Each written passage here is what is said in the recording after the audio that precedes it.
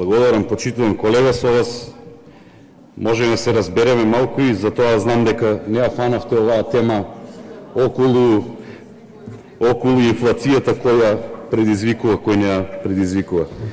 Скалестото покачување таму пишува дека треба да биде за сите, а не само за одредена категорија, не само за таа категорија која што е под минималната плата. Ниту е правично, ниту е праведно да се покачува за еден, а за друг да не се покачува. Тие вработени се сите во иста институција.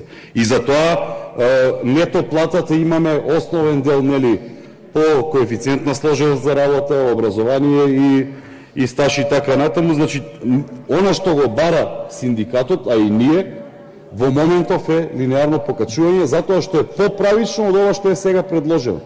Најправично е скалестото покачување. Понатаму, уште една секунда.